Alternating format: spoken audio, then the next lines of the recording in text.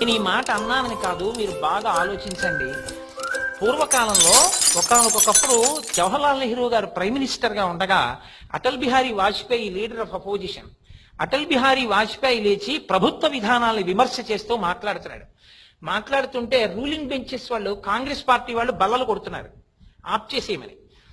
జవహర్లాల్ నెహ్రూ గారు అన్నాడు, అరే what an excellent criticism, hear hear stop, why do you make sound, keep quiet అని. అది ఉండవలసిన లక్షణం. వ్యతిరేక పక్షంలోనే ఉండొచ్చు, కానీ వాజ్పేయి చేస్తున్నటువంటి ప్రసంగంలో ఉన్న విషయాన్ని అంత శ్రద్ధగా ప్రభుత్వాధినేతలు విన్నారు. వాళ్ళు అంత గొప్పగా వినగలిగేవారు, వాళ్ళు అంత గొప్పగా మాట్లాడగలిగేవారు. ఒక్క మాట మాట్లాడితే అంత అందంగా ఉండేది. అందుకే ఆ మాటలకు అంత విలువ ఉండేది. ఎవరి వరకో ఎందుకండి, వాళ్ళ మాటలో చెప్పక్కర్లేదండి. నేను మీతో ఒక్క మాట చెప్తా. భారతదేశానికి స్వతంత్రం వచ్చేటప్పటికి ఈ దేశంలో 1000కి పైగా స్వతంత్ర సంస్థానాలు ఉన్నాయి. వాళ్ళెవ్వరూ ఒప్పుకోలేకపోతే భారతదేశం పటం ఇవాళ మనం గీసిన పటం కాదు, వంకరటింకర ముగ్గులు చుక్కల ముగ్గు అవుతుంది. అన్ని స్వతంత్ర దేశాలు ఉన్నాయి. కానీ వేటి మీద యుద్ధం డిక్లేర్ చేయలేదు పటేల్ గారు. హోమ్ మినిస్టర్ గా ప్రమాణ స్వీకారం చేయగానే అన్ని స్వతంత్ర సంస్థానాధీశుల్ని పిలిచి ఒక సమావేశం పెట్టి ఆయన 1 గంట సేపు అడ్రస్ చేశాడు. హైదరాబాద్ సంస్థానం లాంటి కొన్ని సంస్థానాలు తప్ప, 1-2 తప్ప మిగిలిన సంస్థానాలన్నీ భారతదేశంలో తమ భూభాగాన్ని విలీనం చేశాయి. పెద్దలకి ఈ చరిత్ర సత్యం తెలుసు. ఒక్క ప్రసంగంతో సర్దార్ పటేల్ ఈ దేశంలో పెద్ద మిలిటరీ యాక్షన్ జరగవలసిన దాన్ని ఎవరు చేసి తనలోకి దేశం పటం ఇవాళ మనం గీసిన పటం కాదు, వంకరటింకర ముగ్గులు చుక్కల ముగ్గు అవుతుంది. అన్ని స్వతంత్ర దేశాలు ఉన్నాయి. కానీ వేటి మీద యుద్ధం డిక్లేర్ చేయలేదు పటేల్ గారు. హోమ్ మినిస్టర్ గా ప్రమాణ స్వీకారం చేయగానే అన్ని స్వతంత్ర సంస్థానాధీశుల్ని పిలిచి ఒక సమావేశం పెట్టి ఆయన 1 గంట సేపు అడ్రస్ చేశాడు.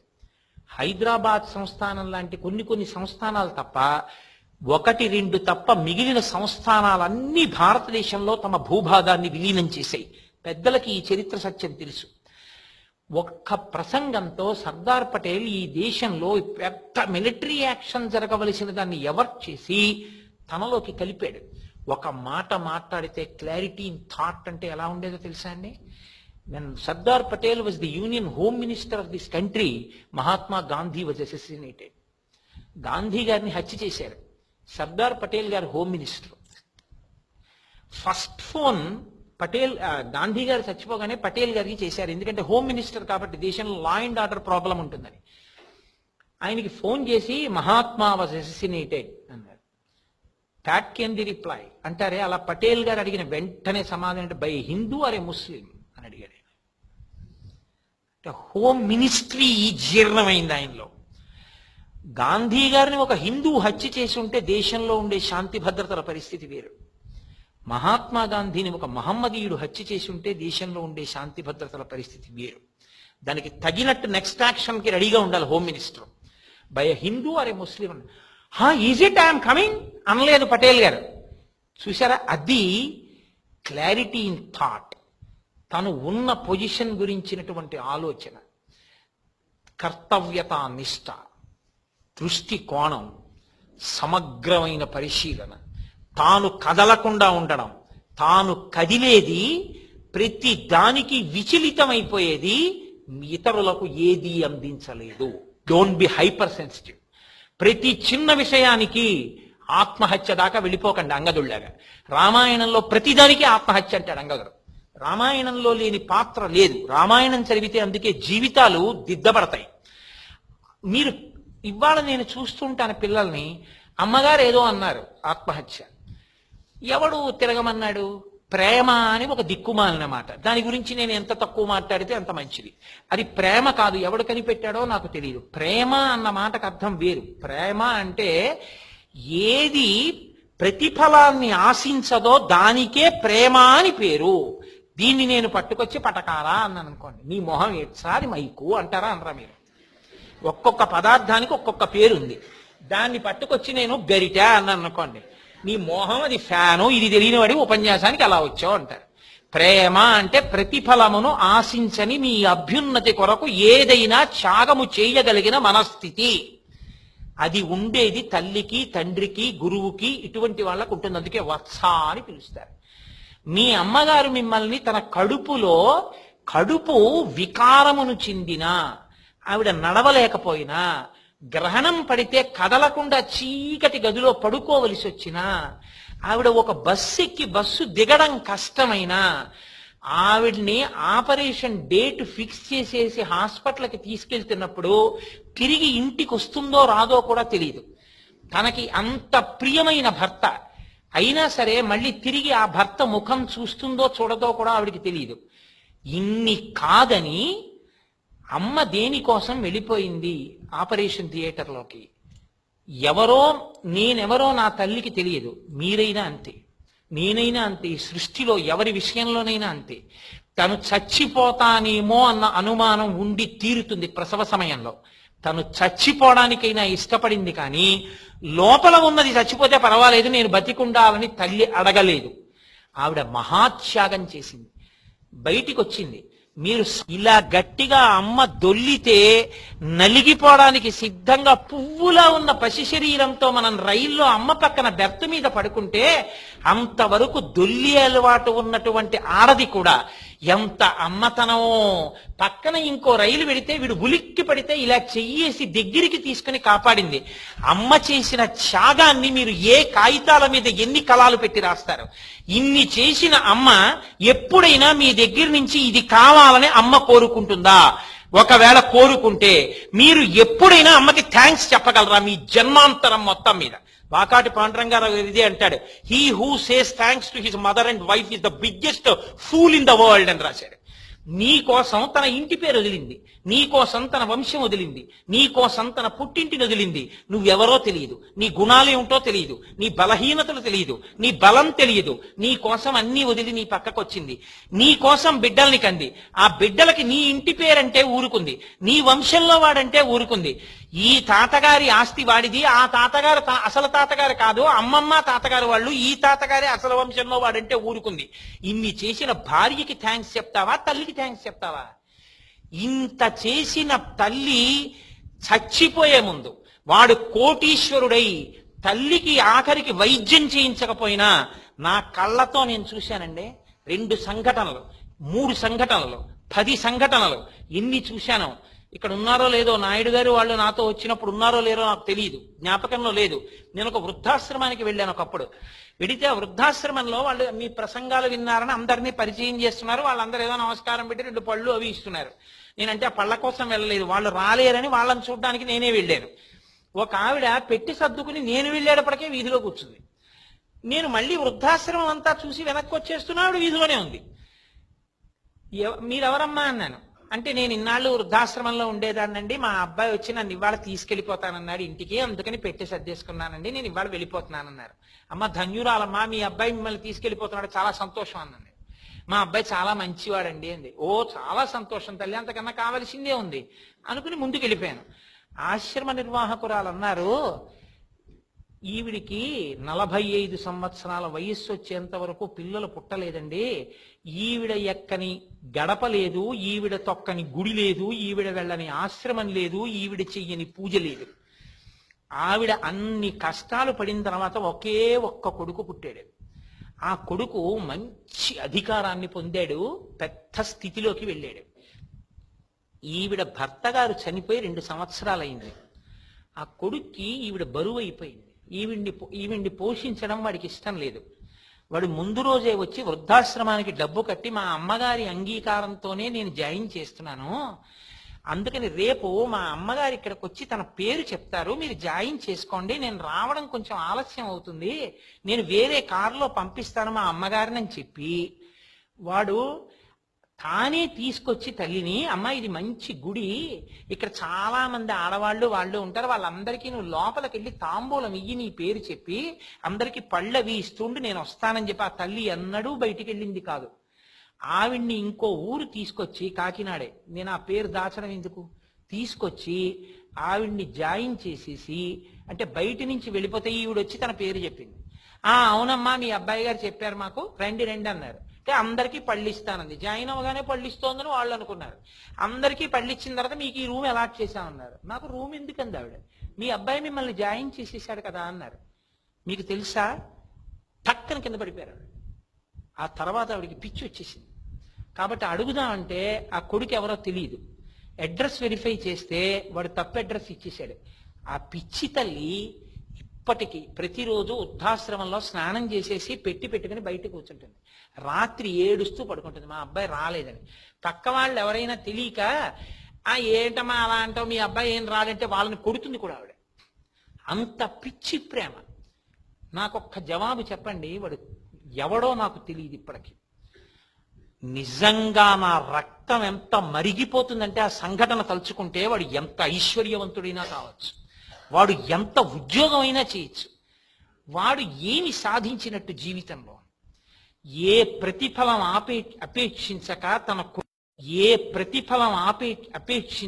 తన కొడుకు వృద్ధాశ్రమంలో పెడతాడంటే పిచ్చెక్కిపోయింది తల్లికి. అలా ప్రతిఫలం అపేక్షించనటువంటి స్థితికి ప్రేమ అని పేరు. తండ్రిది ప్రేమ.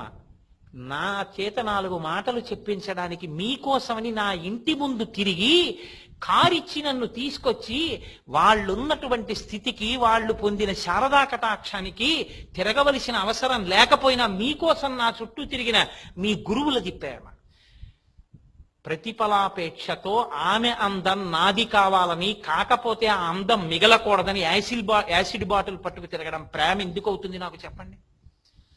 ఇది ప్రేమ అని చెప్పి మీ దగ్గర మీ ఎమోషన్ని ఎక్స్ప్లాయిట్ చేయడానికి 50 రూపాయలు 60 రూపాయలు టిక్కెట్ల కోసం మిమ్మల్ని 10 మాటలు హాల్ చుట్టూ తిప్పుకుని కోట్లు సంపాదించుకోవడానికి చీప్ డైలాగ్ రాసిన రైటరు, అటువంటి పాత్ర వేసిన హీరో ఈ దేశానికి నాయకులు ఎలా అవుతారు నాకు చెప్పండి? క్లారిటీ ఇన్ థాట్ నేను అడిగింది. నేను మిమ్మల్ని బాగా ఆలోచించమని చెప్తున్నాను. నేను ఎవరిని ఉద్దేశించి మాట్లాడుతున్నానని మీరు అనుకోవద్దు. అది ఎవరైనా కావచ్చు, కానీ బాగా ఆలోచించండి. ఈ క్లారిటీ ఇన్ థాట్ అన్నది మనిషికి చాలా చాలా అవసరం. మీరు బాగా ఆలోచించండి. ఈ వయస్సులో మీకు కావలసింది ఒక్కటే, మీ తల్లిదండ్రులు మీ మీద పెట్టుకున్న ఆశలు నెరవేర్చండి. మీ ఉపాధ్యాయులు, మీ అధ్యాపకులు మీ మీద పెట్టుకున్న నమ్మకాన్ని వమ్ము చేయకండి. మీ క్యారెక్టర్ని క్యారెక్టర్గా మలుచుకోండి. మీరు బాగా విశ్వసించండి. ఇతరులు చెప్పిన మాట బాగా వినండి. ప్రిజుడీస్తో తొందరపడిపోయి ఎవరో ఏదో చెప్పారని తిరగబడి మాట్లాడడం అలవాటు చేసుకోకండి. ఎమోషన్ లేకుండా ప్రశాంతంగా ఆలోచించండి. ఒకవేళ మీరు ఖండించదలుచుకుంటే చక్కగా ప్రశాంత చిత్తంతో ఖండించండి. అలా కాదయ్యా దీంట్లో ఈ పాయింట్ ఉందని చెప్పండి. అవతల వాళ్ళు వినలేదనుకోండి, మీరు నవ్వేసి వెళ్ళిపోండి. అంతేకాని మీరు ఎమోషన్ ఫీల్ అయిపోకండి. మీరు చెప్పిన విషయాన్ని అవతల వాళ్ళు అంగీకరించలేకపోతే వాళ్ళు అంగీకరిస్తారు, ఒకనాడు బాగా ఆలోచిస్తారు. ఎందుకంటే నేను నమ్మిన దాంట్లో, నేను మాట్లాడిన దాంట్లో దోషం లేదని ముందు మీ మీద మీరు నమ్మకం పెంచుకోండి. మీరు ఒక మాట మాట్లాడే ముందు ధైర్యంగా మాట్లాడండి. ఎందుకంటే నేను సత్యం మాట్లాడుతున్నానన్న నమ్మకాన్ని పెంచుకోండి. ఏది పడితే అది మాట్లాడకండి. ఒక మాట మాట్లాడితే మాట అగ్నిహోత్రం అని తెలుసుకోండి. ఇటువంటి క్యారెక్టర్ బిల్డింగ్ మీకు అలవాటైతే, ఇటువంటి కాండక్ట్ మీకు అలవాటైతే, ఆ కాండక్ట్, ఆ క్యారెక్టరే ఎడ్యుకేషన్ యొక్క రిజల్ట్. పోతన గారు జ్ఞాన కలునిలోని శారదయువోలే అంటారు. జ్ఞాన కలుడు అంటే పావు పడగ మీద మణి ఉంటే ఎవరికి ఉపయోగం అవుతుంది? చూడడానికి ఎంత మిరిసిపోతున్న చుక్కల చర్మంతో ఉంటే మాత్రం పెద్ద పులి దగ్గరికి వెళ్లి ముట్టుకుని కౌగిలించుకోవడానికి పనికొస్తుంది. జలపాతం ఎంత పవిత్రమైతే మాత్రం తలదాని కింద పెట్టి స్నానం చేయడానికి పనికొస్తుంది. పనికి రావడానికి ఉపయోగపడిందేదో దానికి సౌందర్యం అని పేరు. సౌందర్యం మిమ్మల్ని పాడు చేసేది కాకూడదు, సౌందర్యం మిమ్మల్ని పెంచేది కావాలి. శంకరాచార్యులు వారు సౌందర్య లహరి అని రచన చేస్తే ఆయన చెప్పిన సౌందర్యం కంటికింపైన సౌందర్యం కాదు, మనని పెంచి పెద్ద చేసి కాపాడగలిగిన అమ్మలకు అమ్మయైన జగన్మాత యొక్క ప్రేమని సౌందర్యంగా ఆయన లహరి ప్రవాహంగా చెప్పారు. సౌందర్యం అన్న మాట ఏమిటో తెలుసుకోండి. అందం అంటే ఏమిటో అర్థం చేసుకోండి. ప్రేమ అన్న మాటకి అర్థం తెలుసుకోండి. ఏ వయసులో ఏది చెయ్యాలో అదే చేయండి. ఏ వయసుకు ఏది పనికిరాదో అలాంటి వాటి జోలికి వెళ్ళకండి. మీ ఆలోచన ఎందుకు క్లారిటీ పెంచుకోండి. ఇంతకన్నా నేను మీకు చెప్పాలి అని అనుకోవట్లేదు. ఇప్పటికే నేను దీర్ఘ ప్రసంగం చేశాను. ఇదే నా దృష్టిలో ఎడ్యుకేషన్ యొక్క వాల్యూ. నాకు ఇది తెలియదు అని తెలుసుకుని జీవితాంతం వినయంతో బ్రతకగలగడం, మీకన్నా పెద్దలు కనపడినప్పుడు నమస్కరించగలగడం, మీతో సమానులు కలిగినప్పుడు స్నేహం చెయ్యగలగడం, మీకన్నా కిందవారు కనపడ్డప్పుడు వృద్ధిలోకి రావాలని కోరుకోగలగడం, ఈ మూడిటి యందు వ్యతిరేకమైన విషయాల్ని తిరగ తీయగలగడం. మీకన్నా గొప్పవాళ్ళు కనపడ్డారనుకోండి, అసూయ పెంచుకోకండి, గౌరవం పెంచుకోండి. ఆయన అంత గొప్పవాడు ఎలా అయ్యాడో, అంత మంచి స్థితికి ఎలా వెళ్ళాడో, మహానుభావుడు ఎంత పరిశ్రమ చేసి ఉంటాడో. కాబట్టి వారికి నా వందనం, వారికి నా గౌరవం. కాబట్టి అయ్యా మీరు ఈ స్థితికి ఎలా వెళ్ళారు, ఇంత చక్కటి స్థాయిని మీరు ఎలా పొందగలిగారు, ఈ మనోనిబ్బరం ఎలా పొందగలిగారు, ఇది లేకపోతే పాడైపోతారండి. మీకు నేను ఒక్క ఉదాహరణ చెప్తాను. ఏపీజే అబ్దుల్ కలాం గారు భారత రాష్ట్రపతి చేసి పదవి నుంచి దిగిపోయేటటువంటి స్థితి ఏర్పడినప్పుడు, ఆ కాలం పూర్తయిపోతే పదవీ విరమణ సమయంలో అంతర్జాతీయంగా ఆయన ఈమెయిల్స్ జామడిపోయాయి. అన్ని కోట్ల ఈమెయిల్స్ వచ్చాయి ఆయనకి, మీరు మళ్ళీ రాష్ట్రపతిగా కొనసాగండి అని. కానీ భారతదేశంలో ఆయన్ని రాష్ట్రపతిగా ఎన్నుకోవడానికి తగిన సంఖ్యాబలం ఉన్నటువంటి కొంతమందికి ఆయన భారత రాష్ట్రపతిగా తిరిగి ఎన్నిక కావడం ఇష్టం లేదన్న సంకేతాలు వెలువరించారు. ఆయన నిస్సంకోచంగా పోటీతో రాష్ట్రపతిగా నిలబడడం నాకు ఇష్టం లేదు, ఇంకొంతమంది నిలబడమన్నారు. ఆయన అన్నారు, నా జీవితంలో నాకు అత్యంత ఇష్టమైంది నేను పిల్లలకి 4 మంచి మాటలు చెప్పుకోవడం చాలు అని వెంటనే రాష్ట్రపతి భవన్ ఖాళీ చేసి ఆయన మొట్టమొదట వచ్చింది విమానంలో ఎగిరి చెన్నైలో యూనివర్సిటీకి వచ్చి ఆనాటి నుంచి ఈనాటి వరకు ఎన్ని యూనివర్సిటీస్కి వెళ్ళి ఎంతమంది పిల్లలకో పాఠాలు చెప్తూ తరించిపోతున్నాడు మహానుభావుడు. వింగ్స్ ఆఫ్ ఫైర్ కి ప్రిఫేస్ మీరు చదివి ఉంటారు. ఆయన రాసుకున్నారు, అమ్మా ఒకానొక నాడు రామేశ్వరంలో నేను ఆకలితో వచ్చి విద్యార్థిగా ఉండగా చదువుకుంటూ అమ్మా ఆకలేస్తోందని వచ్చి కూర్చున్నప్పుడు పొయ్యి మీద రొట్టెలు వేసి అత్యంత ప్రేమతో నువ్వు నాకు పెట్టినటువంటి గోధుమ రొట్టెల్లోంచి ఈ అబ్దుల్ కలాం అన్న శరీరంలో మేధస్సు పెరిగి పెద్దదై భారతదేశానికి రక్షణ వ్యవస్థకి క్షిపణులు తయారు చేయగలిగిన శక్తిగా పరిణమించింది. అమ్మా ఈ శరీరం విడిచిపెట్టిన తరువాత ఏ లోకంలో ఉన్నా వచ్చి నీ పాదములు పట్టి నమస్కారం చేస్తానమ్మా అని రాసుకున్నాడు ప్రిఫేస్ లో మహానుభావుడు. అబ్దుల్ కలాం గారు లాంటి క్లారిటీ ఇన్ థాట్, అటువంటి డివోషన్ ని పెంచుకోండి. చెల్లెల్ని ఎంత ప్రేమించాడో. చెన్నై వెడితే చిన్నతనంలో ఆయనకి పాఠాలు చెప్పిన ఒక మాస్టర్ ఇల్లు వెతుక్కుని రాష్ట్రపతి అయ్యుండి కారులో వెళ్లి ఎలా కలుసుకున్నారో, స్టేజ్ మీద భారత రాష్ట్రపతిగా ఆయన కూర్చునుంటే ఆయనకి పాఠాలు చెప్పిన ఒక లెక్చరర్ గారిని స్టేజ్ మీదకి పిలిస్తే రాష్ట్రపతిగా తాను నిలబడి ఆయన్ని ఎలా సత్కరించి స్వాగతం పలికారో, కలాం గారి జీవితం, పటేల్ గారి జీవితం, ఒక రాజారాం మోహన్ రాయ్ జీవితం, అటువంటి మహాత్ముల జీవిత చరిత్రల పుస్తకాలు మీ షెల్ఫ్ లో పెట్టుకోండి. మీ సబ్జెక్ట్స్ తో పాటు వాటిని చదవండి. మంచి మంచి ఛానల్స్ చదవండి. మీ కాలేజీలో మీ ఉన్నటువంటి ఫ్యాకల్టీ, మీ ప్రిన్సిపాల్ ఇంతటి ఉదారులు. అందరిలో పనికి మాలిన నాలాంటి వాడిని ఇంత ఆహ్వానించి తీసుకొచ్చారంటే నిజంగా మీ అందరూ కలిసి మీ లెక్చరర్స్ దగ్గరికి వెళ్ళి మాకు ఎవ్రీ మంత్ అట్లీస్ట్ 2 months ఒకసారి మాకు ఎవరినైనా తీసుకొచ్చి మంచి పుస్తకాలు ఏం చదవాలి, లేకపోతే ఏ దృష్టికోణంలో మేము ఏ విషయాలు తెలుసుకుంటూ ఉండాలి, ఇలాంటి ఒక్కొక్క విషయం మీద, లేకపోతే ఒక మంచి పుస్తకం దానిలో ఉన్న విషయాలు, లేకపోతే ఒక శాస్త్రీయమైనటువంటి ఆహ్లాదకరమైన మనోరంజకత్వానికి ఏవేవి చూసి మనోరంజకత్వం పొంది మేము విశ్రాంతిని పొంది మళ్ళీ ఉత్సాహం పొందాలి. What is a positive reinforcement schedule as described by Edwin B Flippo అని మీరు అడగండి. అడిగితే వాళ్ళు ఎంతో సంతోషంగా తీసుకొస్తారు. స్వామిరాజు గారు నాతో ఇప్పుడే వేదిక మీదకి వస్తుంటే అన్నారు, ఇంత గొప్ప సంస్థని స్థాపించారండి అన్నాను. ఉత్తర క్షణం నాదేంటంటే, మాది కాదండి, ఇదంతా గాయత్రి మాతది అన్నారు. ఆ తల్లి మాకు సమస్య వచ్చినప్పుడల్లా బుద్ధి ప్రచోదనం చేసింది. మీకు నేను పొగిడాను అనుకోకండి, ఒక మాట చెప్పనా, నేనైతే అంటాను మా పిల్లలు అని ఎవరినంటానో తెలుసా, నా కొడుకుని కూతుర్ని అంటాను. నాతో సోమరాజు గారు ఇందాక ఛాంబర్లో కూర్చుంటే అన్నారు, కోటేశ్వరరావు గారు మా పిల్లలు క్రమశిక్షణ కలిగిన వారన్నారు. మా పిల్లలంటే ఎవరు? ఆయన దృష్టిలో మీ అందరు ఆయన పిల్లలు. ఆయన ఒక మాట అన్నారు, మా పిల్లలు ఎక్కువ మంది 99% మంది మధ్యతరగతి కుటుంబీకుల పిల్లలండి. తల్లి అంటే ఆయనలో ఎంత ఆర్తి ఉందో, ఎంతమంది తల్లిదండ్రులు ఆశలు పెట్టుకుని ఉన్నారు. ఒక్కడు మంచి ఇంజనీర్ ఉద్యోగస్తుడు అవుతాడని, మీలో ఒక్కరు బాగా వృద్ధిలోకి వస్తే మీ డబ్బులతో మీ నాన్నగారు సంతోషిస్తారు, మీ అమ్మగారు సంతోషిస్తారు, మీ ముందు వెనక ఉన్న వాళ్ళు చదువుకుంటారు, మీకు పుట్టిన బిడ్డలు వృద్ధిలోకి వస్తారు. మీ చదువు, మీ శీలం, మీ విలువ, మీ ఉన్నతి వెనక ఈ దేశం ఆధారపడింది. ప్రతి చౌకబారుతనానికి లొంగకండి, మిమ్మల్ని మీరు తీర్చిదిద్దుకోండి. అలా దిద్దుకోవడమే నిజమైన బీటెక్. అదే విలువతో కూడిన విద్య. మీ అందరూ అటువంటి విద్యావంతులు కావాలని, మీరందరూ దేశానికి వెన్నెముకలు కావాలని, మీ అందరూ ఈ జాతిని సంస్కరించి ఏవి ఎమోషన్ని పాడు చేస్తాయో అటువంటి పాడు